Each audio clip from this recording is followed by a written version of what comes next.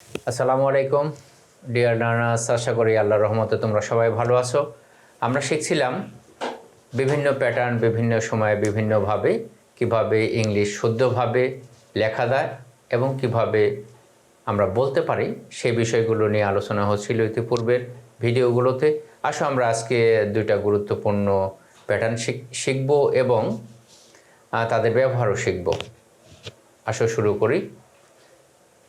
দেখো দেওয়া আছে প্রথমে ইউজিং অফ হোয়াইলের ব্যবহার।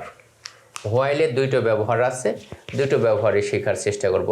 এছাড়াও আরও অন্যান্য প্যাটার্নে হোয়াইলের অনেক ব্যবহার রয়েছে, আমরা আজকে দুইটা ব্যবহার নিয়ে আলোচনা করব।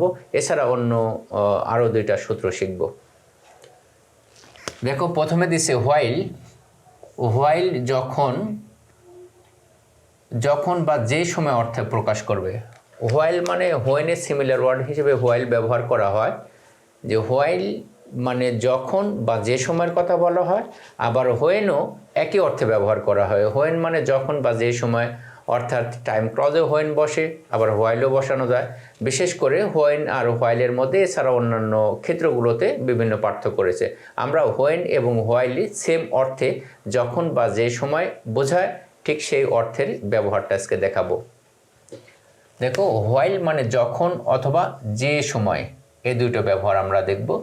তো এখানে এক নম্বর স্ট্রাকচারটা বলছে হোয়াইলের পরে যে ক্লজটুকু আমরা লিখব সেটা হবে পাস্ট কন্টিনিউয়াস, কারণ এর পরে যে ক্লজটুকু থাকে সেই ক্লজটা হচ্ছে পাস্ট ইনডিফিনিট। তো বিষয় হলো যে ক্লজে হোয়াইলের পরে দেখব যে পাস্ট ইনডিফিনিট আছে, সেই ক্লজে অবশ্যই পাস্ট ইনডিফিনিটের আগে আমরা পাস্ট কন্টিনিউয়াস টেন্স ব্যবহার করব, তাছাড়া ভুল হবে। অর্থাৎ হোয়াইলের পরের ক্লজটি, হোয়াইলের সাথে যে ক্লজটি থাকবে সেই ক্লজটি অবশ্যই সাবঅর্ডিনেট ক্লজ। তো এই সাবঅর্ডিনেট ক্লজটি অবশ্যই পাস্ট কন্টিনিউয়াস করব, আর যেটা প্রিন্সিপাল ক্লজ সেটা অবশ্যই পাস্ট ইনডিফিনিট টেন্স করব। এটাই হলো মূলত হোয়াইলের প্যাটার্ন, প্রাথমিক প্যাটার্ন। আসলে দেখি হোয়াইলের পরে তাহলে পাস্ট কন্টিনিউয়াস করলে অন্যটি পাস্ট ইনডিফিনিট হবে। আরেকটা বিষয় আছে, হোয়াইলের পরে যদি আমি সাবজেক্ট না লিখি তাহলে কি করতে পারি। হোয়াইলের পরে যদি সাবজেক্ট না লিখে, ক্লজ না লিখি, তাহলে পারে সেটা কী হবে, কারণ সাবজেক্ট না থাকলে, ফাইনাইট ভার্ব না থাকলে অবশ্যই সেটা ক্লজ হয় না। তবে শুধুমাত্র ফাইনাইট ভার্ব থাকলেও ক্লজ হয়, কিন্তু সাবজেক্টের পরে যদি ফাইনাইট ভার্ব না থাকে তাহলে তো ক্লজ হওয়ার সম্ভাবনাই নেই, কোনো ক্রমেই হওয়া সম্ভব নয়, বরং সেটা ফ্রেজ হিসেবে ব্যবহার করা হবে। আসো দেখি।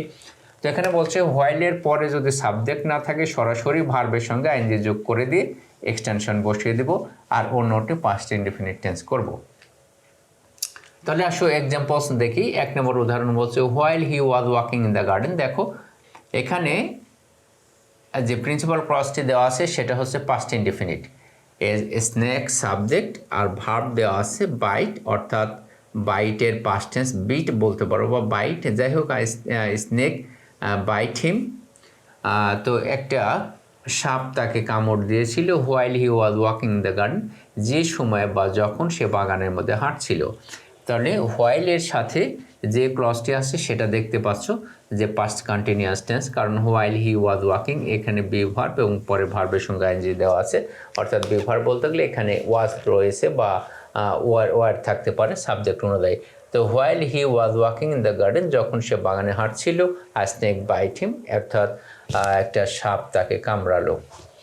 তো আসলে দেখি পরের উদাহরণটা। পরের উদাহরণ যেহেতু সাবজেক্ট এখানে উজ্জ্ব রাখবো, সেহেতু এখানে হোয়াইলের পরে যে ভার্ব দেওয়া আছে ফাইনাইট ভার্বটি, সেই ভার্বের সঙ্গে আইএনজি দিয়ে দেবো। ওয়াজও কাটা যাবে এখানে, হিও কাটা গেল। তাহলে while walking in the garden, যখন বাগানে হাঁটছিল, অর্থাৎ while walking in the garden, বাগানে হাঁটার সময় স্নেক বিট হিম, অর্থাৎ একটি সাপ তাকে কামড় দিল।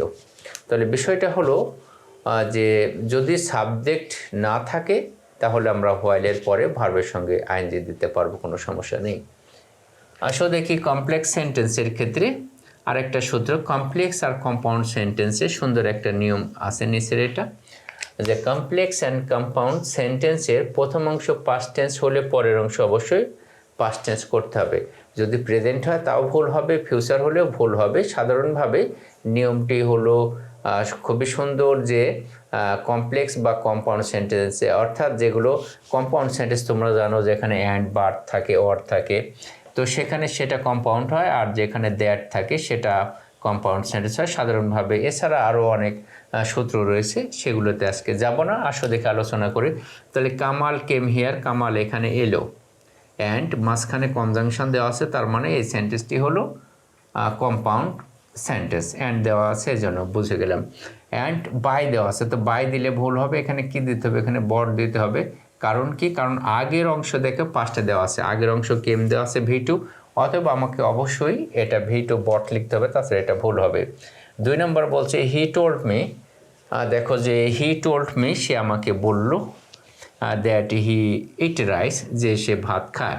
তো এখানে বিষয় হলো যে এখানে দ্যাট দেওয়া আছে কনজাংশন হিসেবে, দুটো ক্লজের মাঝে, এটা একটি ক্লজ এবং এটা একটি ক্লজ, দুটো ক্লজের মাঝে দ্যাট দেওয়া আছে, তার মানে এটা হলো কমপ্লেক্স সেন্টেন্স। এই কমপ্লেক্স সেন্টেন্সে আগের অংশটুকু দেখো পাস্ট টেন্স দেওয়া আছে, ফলে পরের অংশটুকু কি হবে, পাস্ট হবে, ইটের পাস্ট এট। এটা না লিখলে শুধু ইট যদি দাও তাহলে অবশ্যই এটা ভুল হবে। তাহলে আমরা শিখলাম যে কমপ্লেক্স এবং কম্পাউন্ড সেন্টেন্সে, অর্থাৎ প্রথম অংশ যদি পাস্ট হয় পরের অংশও পাস্ট হবে। অনুরূপভাবে আমরা হোয়াইলের দুটো ব্যবহার শিখলাম, যেটা হলো হোয়াইলের পরে যদি সাবজেক্ট না থাকে তাহলে ভার্বের সঙ্গে আইএনজি দিয়ে করতে হবে, আর হোয়াইলের পরে যদি সাবজেক্ট থাকে তাহলে অবশ্যই সেটাকে পাস্ট কন্টিনিউয়াস টেন্সে পরিণত করতে হবে। তাহলে খুব সহজভাবেই তোমরা এটার ব্যবহার শুদ্ধভাবে লিখতে পারবে আশা করি। যদি ভিডিওটা থেকে উপকৃত হয়ে থাকো তাহলে লাইক, কমেন্ট, শেয়ার করে সাথে থাকো। ভিডিওটি দেখার জন্য অনেক ধন্যবাদ।